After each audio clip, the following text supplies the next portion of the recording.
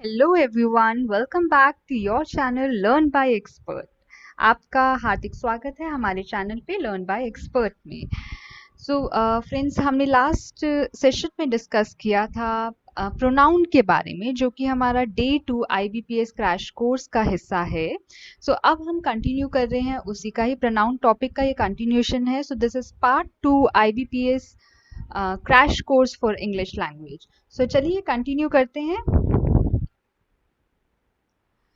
अभी हम जितने भी क्वेश्चंस डिस्कस करने वाले हैं, प्लीज ध्यान से देखिएगा, बिकॉज ये सारे क्वेश्चंस IBPS PO में, बैंक के एग्जाम्स में सभी क्वेश्चंस आ चुके हैं। ये सारे मैं अभी जो क्वेश्चंस लेकर आ रही हूँ, these are all previous year question. तो आपको पता लग जाएगा कि किस टाइप के एरर्स आते हैं और हमें कैसे इस क्वेश्चन को देखना है, डील करना है और कैसे एरर फाइंड आउट करना है। तो चलिए आगे बढ़ते हैं। हम पहला क्वेश्चन देखते हैं। ये क्वेश्चन IBPS में आ चुका है। IBPS का ये previous year question है। Now, the teacher suggested all the pupils to learn at least some poems to develop its language skills. मैं आपको पहले क्वेश्चन का मतलब समझाती हूँ। एग्जैक्टली ये क्वेश्चन, ये सेंटेंस क्या कह रहा है। तो सेंटेंस बोल रहा है कि टीचर ने सजेस्ट किया है। किसको सजेस्ट किया? All the pupils. आप लोग प्यूपल्स का मतलब जानते हैं? Let me tell you. Pupils basically होता है स्टूडेंट्स। स्टूडेंट्स जो बेसिकली स्कूल में पढ़ रहे होते हैं, प्राइमरी स्कूल में पढ़ रहे होते हैं, छोटे बच्चे। तो हम उनके लिए एक वर्ड भी यूज करते हैं, प्यूपल्स। प्यूपल्स एक प्लूरल फॉर्म है। अगर हम सिंगुलर फॉर्म की बात करें तो सिंगुलर फॉर्म आएगा प्यूपल। ठीक है। Now the teacher suggested all the pupils to learn at least some poem, कि सभी बच्चे एटलीस्ट कुछ पोएम्स सीखे, याद करें। क्यों? To develop its language skill. आपको सेंटेंस का मतलब समझ में आ गया? यहाँ पे क्या है? सब्जेक्ट है हमारा टीचर। टीचर ने क्या कहा? सभी स्टूडेंट से कहा कि वो कुछ लैंग्वेज स्किल सीखे, सॉरी वो कुछ पोएम सीखे अपनी लैंग्वेज स्किल डेवलप करने के लिए। तो ये जो इट्स है, ये हम किसके लिए यूज कर रहे हैं? लैंग्वेज स्किल किसके डेवलपमेंट की बात कर रहे हैं? हम बात कर रहे हैं प्यूपिल की डेवलपमेंट की। और ये क्या है? ये हमारा प्लूरल है ना। तो फिर यहाँ पे क्या आना चाहिए? इट। हम जनरली किसके लिए रेफर करते हैं? नॉन लिविंग थिंग्स के लिए। प्यूपिल के लिए वी नेवर रेफर इट। बच्चों के लिए हम क्या कहेंगे? बहुत सारे बच्चों के लिए हम यूज करते हैं देयर। तो ये इट्स की रिप्लेसमेंट आ जाएगी देयर। आपको समझ में आया कैसे अब लिंक करना है हमें और कैसे सेंटेंस को देखना है? हम कुछ और एग्जांपल्स देखते हैं ताकि आपको चीजें और क्लियर हो जाए। Again this is also a previous year question. Previous year का ये क्वेश्चन है, एग्जाम में आ चुका है ये। You and I are expected to do your duty in the interest of the students. हमने पिछले सेशन में इसका रूल किया था कि पॉजिटिव सेंस होगा तो हम रूल यूज करेंगे 2 3 1। नेगेटिव सेंस होगा तो हम क्या यूज करेंगे? 1 2 3। अगर आपने ये वीडियो नहीं देखा है, so it's my humble request, आप पिछली वीडियो जरूर देखें और तभी ये वीडियो कंटिन्यू करें। ठीक है, तभी आप ये एग्जाम्पल्स को, ये क्वेश्चंस को तभी आप सॉल्व कर पाएंगे। All right. हमारा यहाँ पे क्या सब्जेक्ट है? यू एंड आई। अगर एक सेंटेंस में एक से ज्यादा सिंगुलर पर्सनल प्रोनाउन यूज होते हैं, तब हमारा क्या रहेगा? पॉजिटिव सेंस में रहेगा 2 3 1, नेगेटिव में रहेगा 1 2 3, अरेंजमेंट ऑफ पर्सनल प्रोनाउन। अब आप देखिए, ये ड्यूटी निभाने की बात हो रही है, तो ये क्या सेंस है? ये हमारा पॉजिटिव सेंस का सेंटेंस है। तो हमारा क्या आना चाहिए यहाँ पे? 2 3 1। तो सेकंड पर्सन बिल्कुल करेक्ट है। आई क्या है? हमारा फर्स्ट पर्सन। तो यानी ये जो सीक्वेंस है वो एकदम करेक्ट है। तो कोई प्रॉब्लम नहीं है। और हमने क्या बोला था कि जो वर्ब है, वर्ब हमेशा इसके साथ प्लूरल फॉर्म यूज होगा, क्योंकि सब्जेक्ट में एक से ज्यादा लोगों की बात हो रही है, इसलिए क्या होगा? वर्ब हमारा प्लूरल होगा, विच इज ऑल्सो करेक्ट, है ना। सब्जेक्ट भी ठीक है, वर्ब भी ठीक है। Are expected to do your duty. What is this? ये क्या है? हमारा पोजेसिव, है ना। पोजेसिव केस की हम बात कर रहे हैं। अब मैंने एक और रूल बताया था पिछली क्लास में कि जब भी ऐसे तरह के सेंटेंसेस में यू एंड आई दोनों है, हाँ, तो जब जब भी पहले हम चेक करेंगे आई, जब आई होगा तो हम पोजेसिव केस क्या यूज करेंगे? आवर। और अगर आई नहीं है, खाली यू है ना, तो फिर हम क्या बोलेंगे? योर। अगर दोनों ही नहीं है तो हम क्या यूज करेंगे, देयर। ठीक है, तो इस केस में क्या होगा, आप देख सकते हो हमारे दोनों पर्सनल प्रोनाउन में आई है, तो हमारा जो पोजेसिव केस आएगा वो क्या आएगा, आवर। बिल्कुल सही। सो ये योर हमारा इनकरेक्ट है, इसकी जगह आना चाहिए our. Clear? You and I are expected to do our duty in the interest of the students. अगर आप लॉजिक भी लगाए आप समझ पाएंगे। आप और मैं आप और मैं से एक्सपेक्ट कर रहे हैं कि हम अपनी ड्यूटी, अपनी इज आवर ड्यूटी। तो अगर आप हिंदी में भी ट्रांसलेट करके देखेंगे आपको आंसर वही का वही मिल जाएगा। So let's move on to the next question.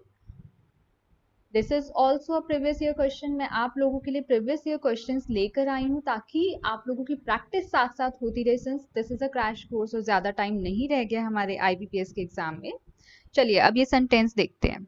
There should be no misunderstanding between your father and she. All right. So आप देखेंगे योर फादर एंड शी, ये क्या है, ये क्या है, हमारा ऑब्जेक्ट है। जो भी एक्शन की बात हो रही है, हाँ, कि कोई मिसअंडरस्टैंडिंग नहीं होनी चाहिए किसके बीच में, फादर एंड शी के बीच में। तो ऑब्जेक्ट के लिए हम हमेशा कौन सा यूज करते हैं, ऑब्जेक्टिव केस ऑफ प्रोनाउन। ये हमने पढ़ा था पिछले क्लास में। अब शी क्या है, शी है सब्जेक्टिव केस, शी हमेशा यूज होगा सब्जेक्ट पे तौर पे। लेकिन अगर हम जब ऑब्जेक्ट की बात करेंगे तो ये क्या कन्वर्ट हो जाएगा, हर में। ओके, तो ये क्या हो जाएगा, ऑब्जेक्टिव केस विच इज हर। तो क्या आंसर आना चाहिए, इसकी जगह आना चाहिए हर। तो करेक्ट सेंटेंस क्या हुआ, there should be no misunderstanding between your father and her. Clear है? चलिए let's move on to the next question. Again this is a previous year question. Previous year question आया है। Let's read the sentence first. If the teacher is good, अगर teacher अच्छा है, the students will respond positively to them.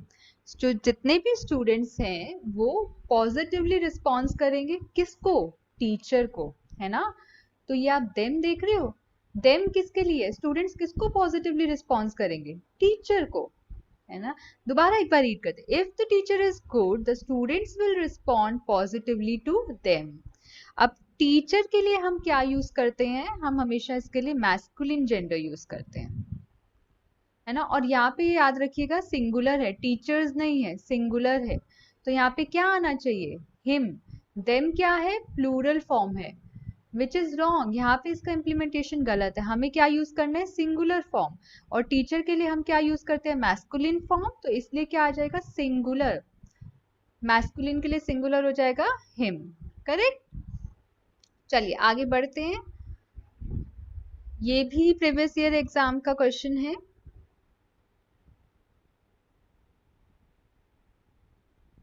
Alright.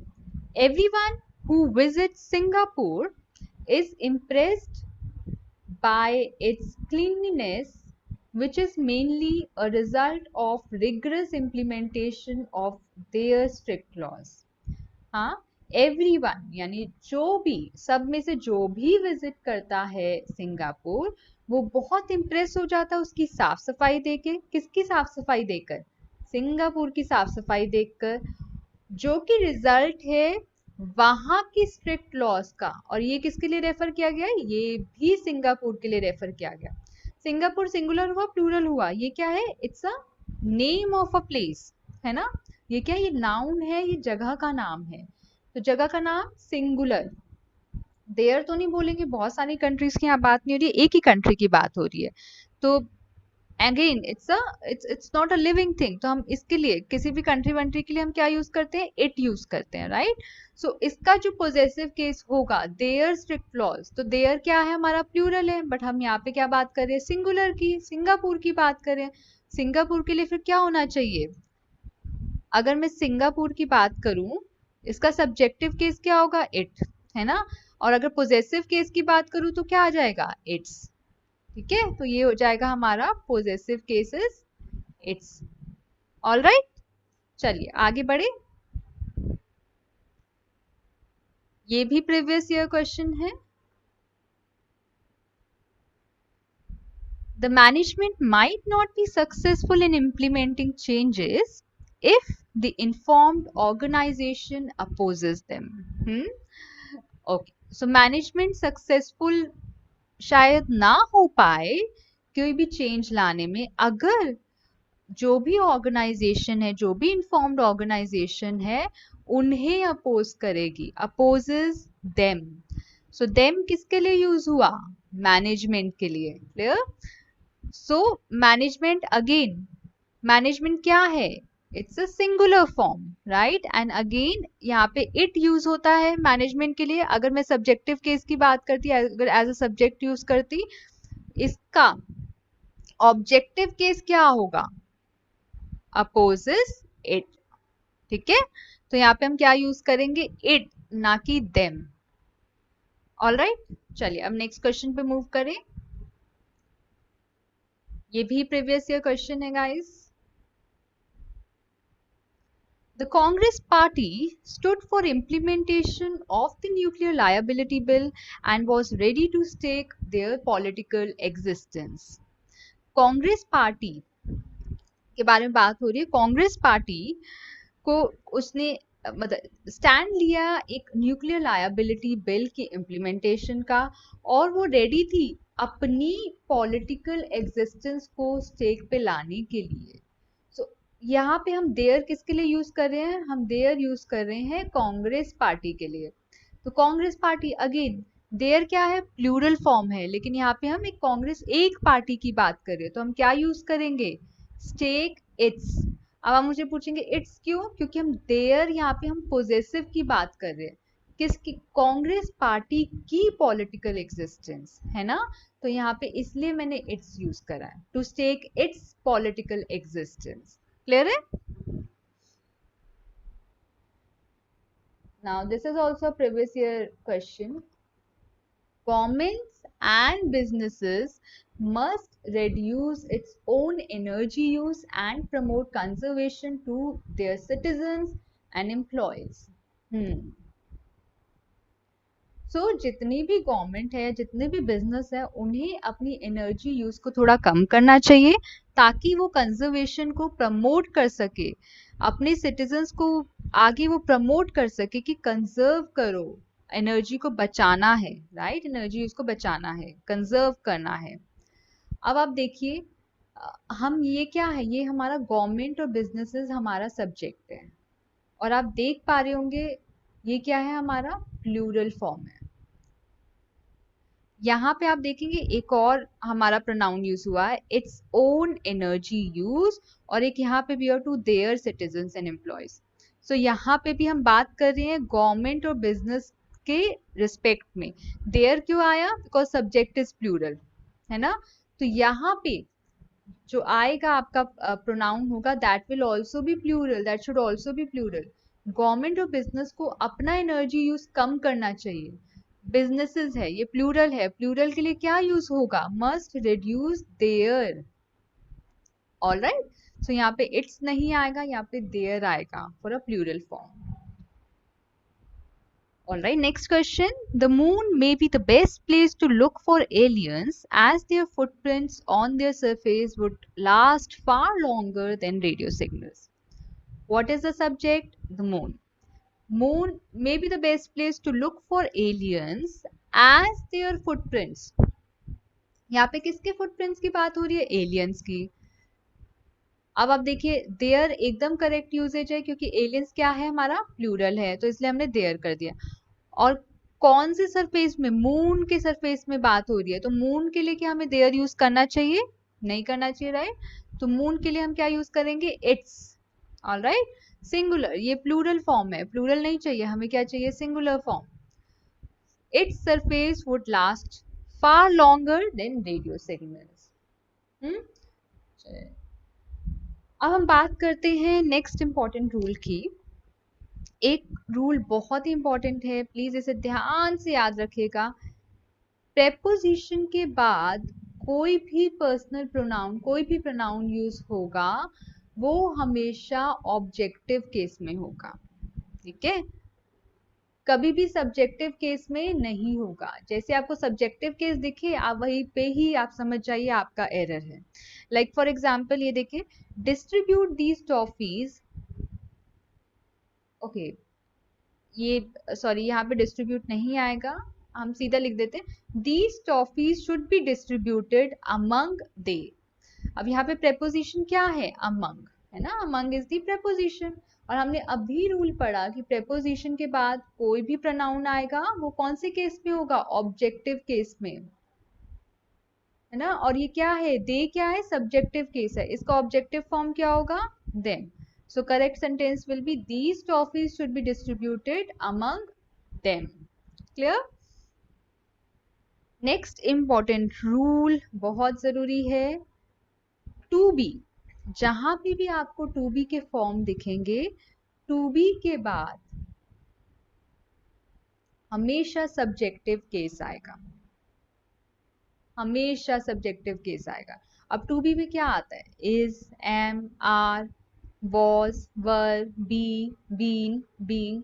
और in fact अगर आपको as it is कहीं पे भी टू बी भी दिखे ना, उसके बाद हमेशा सब्जेक्टिव फॉर्म आएगा, subjective case of pronoun आएगा। Let's see this sentence. It is me who am responsible for this loss. ये मैं हूं जो कि इस लॉस के लिए रिस्पॉन्सिबल हूं। तो यहाँ पे आप देख रही हैं is a form of to be, और मैंने क्या बोला, टू बी के बाद हमेशा क्या आएगा, सब्जेक्टिव फॉर्म। तो यहाँ पे ये मी क्या है, मी इज ऑब्जेक्टिव फॉर्म, है ना। हमेशा ये होता है ना, आई, मी, याद है हमने करा था my and mine. This is subjective form, this is objective form and this is possessive form. यहाँ पे क्या यूज हुआ हुआ है, ऑब्जेक्टिव फॉर्म। और हमने अभी रूल पढ़ा कि टू बी की किसी भी फॉर्म के बाद कोई प्रोनाउन यूज होगा, so that will come as a subjective case. So यहाँ पे क्या यूज होना चाहिए, आई। सो यहाँ पे एरर क्या हुआ, I. So it is I who am responsible for this loss. I know थोड़ा बोलने में weird लग रहा होगा, अजीब लग रहा होगा, हम जनरली नॉर्मली भी बोलते हैं इट इज मी। हाँ, आप कहीं पे भी जाते कोई पूछता है who is this, it is me. So it's a wrong English. सोचिए आप कितने टाइम से बोलते आ रहे हैं और आज वो रेक्टिफाई हो गई ये चीज। ओके, नेक्स्ट हम रूल की बात करते हैं रिफ्लेक्सिव प्रोनाउन। जब जो भी प्रोनाउन जिनकी एंडिंग सेल्फ से हो जाए या सेल्फ से हो जाए उनको हम रिफ्लेक्सिव प्रोनाउन कहते हैं। फॉर एग्जाम्पल माई सेल्फ, ये नोट कर लीजिएगा, your self, it self, him self, her self, ये सारे क्या है, सिंगुलर हैं। और अगर मैं प्लूरल रिफ्लेक्सिव फॉर्म की बात करूं तो फिर क्या आ जाएगा, आवर सेल्व्स, देम सेल्व्स। अच्छा, बहुत लोग कंफ्यूज हो जाते हैं और लिख देते हैं आवर सेल्फ, प नहीं आएगा, एफ नहीं आएगा, इट विल बी VES। एक योर सेल्व्स भी होता है, ये दोनों अलग हैं, this is singular, this is plural. बहुत एरर्स आते हैं इसमें से, बहुत ज्यादा। सो हम रिफ्लेक्सिव प्रोनाउन रिफ्लेक्सिव प्रोनाउन हम यूज क्यों करते हैं, रिफ्लेक्सिव हम इसलिए यूज करते हैं ताकि हम सेंटेंस पे एम्फोसिस ज्यादा दे सके। किसी चीज पे आप बहुत एम्फोसाइज करना चाहते हैं तब हम रिफ्लेक्सिव प्रोनाउन का यूज मतलब कर पाते हैं। और एक चीज आप याद रखिएगा हमेशा, कभी भी you should never start a sentence with reflexive pronoun.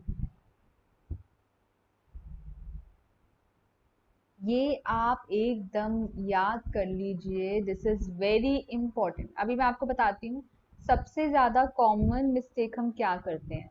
Generally आपने कभी किसी को सुना ऐसा बोलते हुए कि myself, for example myself Rashmi, है ना। तो हम क्या बोलते हैं, अपना इंट्रोडक्शन देते हैं और पहले क्या बोलते थे, माई सेल्फ और अपना नाम, which is wrong. It's a wrong English, grammatically it is wrong. हाँ, so कभी भी we never ever start a sentence with any reflexive pronoun. All right, so let's move ahead. ये सेंटेंस देखिए, my self has made a cup of T, मैंने एक चाय का एक कप बनाया है। मैंने आपको पहले ही एक रूल बताया था, अभी बताया कि we never start a sentence with reflexive pronoun and myself is a reflexive pronoun. हम इसको कभी भी सब्जेक्ट के तौर पे यूज नहीं करते हैं, तो इसलिए सेंटेंस क्या होता है, एब्सोल्युटली रॉन्ग, राइट। चलिए अब नेक्स्ट सेंटेंस देखिए, I and himself study in the same school. यहाँ पे सब्जेक्ट क्या है, I and himself. Again, himself क्या है हमारा, रिफ्लेक्सिव। क्या हम यहाँ पे यूज करेंगे एज अ सब्जेक्ट, नहीं करेंगे। himself का सब्जेक्टिव केस क्या होगा, ही, वेरी गुड। और ये क्या है हमारा, पॉजिटिव सेंस है। तो पॉजिटिव सेंस में जब एक सेंटेंस में एक से ज्यादा पर्सनल प्रोनाउन यूज हो रहे हो, तो हम क्या यूज करते हैं, हमारा रूल होता है 2 3 1। तो पहले क्या आएगा, टू यहाँ पे है नहीं, यानी यू यहाँ पे है नहीं, और this is third and this is first person. तो पहले हम थर्ड पर्सन लिखेंगे ही, देन उसके बाद हम लिखेंगे फर्स्ट पर्सन, दैट इज आई।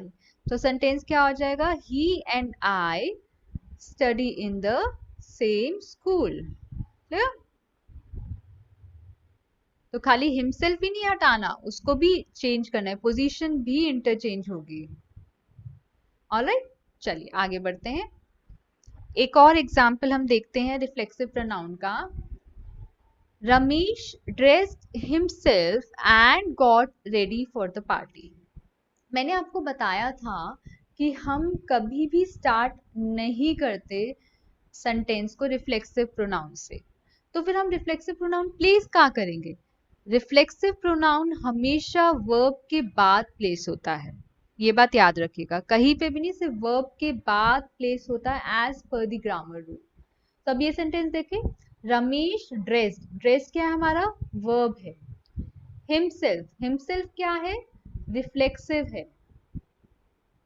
और मैंने अभी आपको क्या रूल बताया, वर्ब के बाद रिफ्लेक्सिव यूज होता है। तो क्या ये सेंटेंस सही है, सोचिए, ये सेंटेंस गलत है। अब आप पूछेंगे क्यों, एक रूल है, कुछ ऐसे वर्ब्स होते हैं जिनके बाद हम कभी भी रिफ्लेक्सिव नहीं यूज करते हैं। हाँ, मैं अगर बोलूं आई सिट माई सेल्फ, मतलब कोई सेंस बन रहा है कि मैंने अपने आप को बिठाया। हमेशा यही होता है ना कि मैं खुद बैठी, आप बोलते ना, आई स्टॉप, मैं रुक गई, या मैंने अपने आप को रोका। आपको किसी की जरूरत नहीं पड़ती, यू डू इट योरसेल्फ, है ना, तो उसको इतना एम्फसाइज करने की जरूरत नहीं होती। सो ऐसे ही कुछ वर्ब्स होते हैं जिनके साथ हम रिफ्लेक्सिव प्रोनाउन नहीं यूज करते हैं। सो अक्सर क्या होता है, एरर्स में ये सब चीजें आ जाती हैं। आई स्टॉप माई सेल्फ, बहुत बार आता है, ऐसे सेंटेंसेस आपको मिल जाएंगे, आई स्टॉप माई सेल्फ।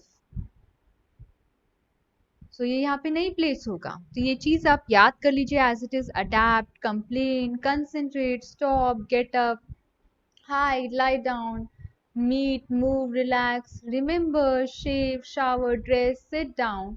ऐसे कुछ वर्ब्स होते हैं जिनके साथ हम रिफ्लेक्सिव नहीं लगाते हैं, तो हम यहाँ पे रिफ्लेक्सिव नहीं लगाएंगे। ओके, चलिए अब नेक्स्ट बढ़ते हैं। I get up my self early in the morning. देख रहे हैं, गेटअप, गेटअप के साथ रिफ्लेक्सिव आएगा, नहीं आएगा, तो इसको हम क्या करेंगे, रिमूव कर देंगे। ऑलराइट, चलिए, ये हमारा प्रीवियस ईयर आया है एग्जाम में, बैंक का क्वेश्चन है ये, बैंक एग्जाम का। She realized that after the class she had forgotten to put her books next to herself। उसने रियलाइज किया कि क्लास के बाद वो अपनी किताबें अपने बगल में रखना भूल गई। हाँ, सो एक रूल आप नोट कर लीजिए, we use objective case of pronoun after preposition of place or location. Very important rule, very important rule. Next to बहुत आता है एग्जाम में, खाली बैंक ही नहीं, आपको एसएससी के एग्जाम वगैरह में भी मिल जाएगा, बहुत आता है। सो नेक्स्ट टू हमारा क्या है, प्रेपोजिशन है of place, of location basically. Alright, तो इसके बाद हमारा क्या आना चाहिए, कौन सा केस आना चाहिए, we should always use objective case. और हर सेल्फ क्या है, रिफ्लेक्सिव है, तो हम हर सेल्फ की जगह क्या यूज करेंगे, हर। याद है ना, शी, हर, हर्स, याद है। This is subjective case, this is objective case, तो हम क्या यूज करेंगे, ऑब्जेक्टिव केस। क्लियर। हमने ये पढ़ा कि कुछ ऐसे वर्ब्स होते हैं जिनके साथ हम रिफ्लेक्सिव प्रोनाउन नहीं यूज करते, पर उससे भी ज्यादा इंपॉर्टेंट क्या है जानना, उससे ज्यादा इंपॉर्टेंट ये याद करना है कि ऐसे प्रोनाउन जिनके साथ आपको रिफ्लेक्सिव यूज करना ही है, मतलब ये एक रिक्वायरमेंट की जरूरत है, आप इससे कॉम्प्रोमाइज कर ही नहीं सकते, आपको यूज करना ही पड़ेगा। और ये बहुत आते हैं क्वेश्चंस, ये देखिए अवेल बहुत आता है, रिजाइन बहुत आता है, इंजॉय बहुत आता है, प्राइड आता है, एब्सेंट आता है। ये कुछ एग्जाम के फेवरेट वर्ब्स हैं जो बहुत यूज करते हैं एरर में। सो इन सारे वर्ब्स के साथ हम हमेशा रिफ्लेक्सिव प्रोनाउन यूज करते हैं। सो ये आप लोग प्लीज नोट कर लीजिएगा, ये कुछ ऐसे वर्ब्स हैं जो बाय हार्ट बस याद करने हैं कि भाई इनके साथ हमेशा रिफ्लेक्सिव आएगा ही आएगा। Okay, but there is one condition, ये बात हमेशा याद रखना, इसका रिफ्लेक्सिव तब आता है when there is no object, जब कोई ऑब्जेक्ट नहीं होता तब हम यूज करते हैं रिफ्लेक्सिव, तब हमें जरूरत पड़ती है। मैं आपको आगे नेक्स्ट स्लाइड पे एक्सप्लेन करती हूँ कैसे। पहला आप एग्जांपल देखिए, I shall avail of this opportunity to meet you there. Avail के साथ मैंने क्या बोला था, रिफ्लेक्सिव आएगा ही आएगा। अवेल का मतलब होता है किसी भी अपॉर्चुनिटी का फायदा उठाना। अब यहाँ पे क्या है, आई इज अ सब्जेक्ट, अब बहुत लोग क्या करते हैं, यू को ऑब्जेक्ट मान लेते हैं, बट ऐसा नहीं है। I shall avail of this opportunity, कैसी opportunity, to meet you there, this is not the object, है ना। मैं जो अवेल वाला एक्शन है वो किस पे कर रही हूँ, इस कोई मेरे पास ऑब्जेक्ट नहीं है यहाँ पे, और जनरली इसका होता भी नहीं है। सो यहाँ पे क्या आ जाएगा, आई शेल अवेल, जो रिफ्लेक्सिव यूज होगा वो सब्जेक्टिव का होगा। आई का रिफ्लेक्सिव क्या आता है, माई सेल्फ। ठीक है, तो I shall avail my self, मुझे अपने आप को, मतलब इस अपॉर्चुनिटी का फायदा उठाना है। So object is also me, object भी मैं ही हूं यहाँ पर। ऑलराइट, ये अपॉर्चुनिटी के बारे में बात हो रही है कि अपॉर्चुनिटी किस चीज की, तो this is not the object, do not get confused. Okay, similarly next, she has reconciled her to the demands of her in laws.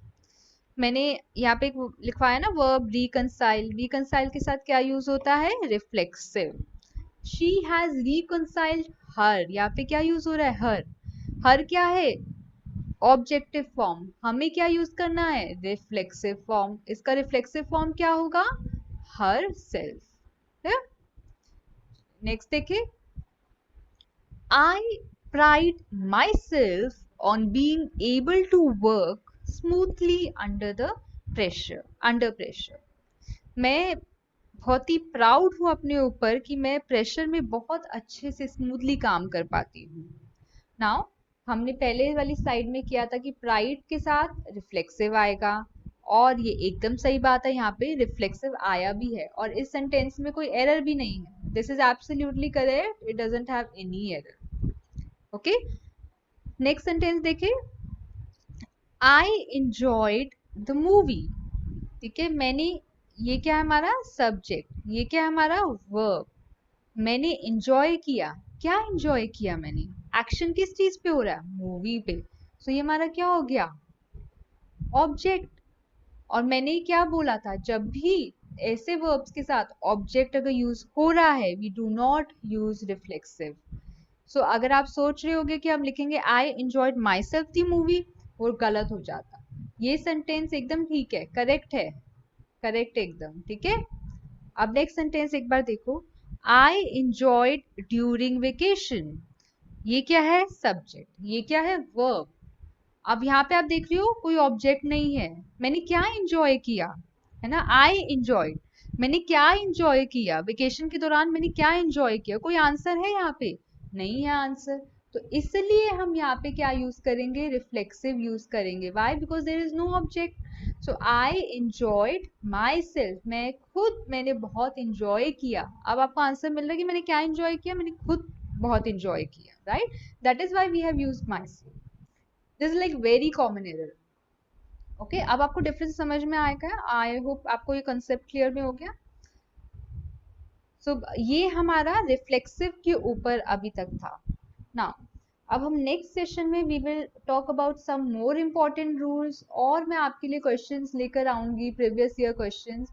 So please आप लोग ये पूरी सीरीज देखिएगा। ये बैंक एग्जाम के पॉइंट ऑफ व्यू से बहुत important है, बिकॉज मैं मैक्सिमम क्वेश्चंस आपके कवर कर लूंगी। अगर आपको ये वीडियो पसंद आए हल्की सी भी, प्लीज प्लीज प्लीज इसे लाइक शेयर सब्सक्राइब करना ना भूलिएगा। अगर नहीं भी पसंद आई है प्लीज लाइक कर दे, लेकिन कमेंट में जरूर बताएं कि आपको क्या चीज है जो आपको नहीं पसंद आई है, या फिर क्या चीज है जो आप जानना चाहते हैं। और अगर आपको नोट्स चाहिए हैं, आप हमारी वेबसाइट पे विजिट कर सकते हैं, जिसका लिंक मैं डिस्क्रिप्शन बॉक्स पे दे दूंगी, फ्री स्टडी मटेरियल का। और अगर आप ये पीपीटी, सेम पीपीटी चाहते हैं, तो मैं आपको वो भी ईमेल कर सकती हूँ। आप कमेंट बॉक्स पे अपना ईमेल लिख देंगे, मैं आपको शेयर कर दूंगी। Alright, thank you so much for watching this video. Thanks a lot.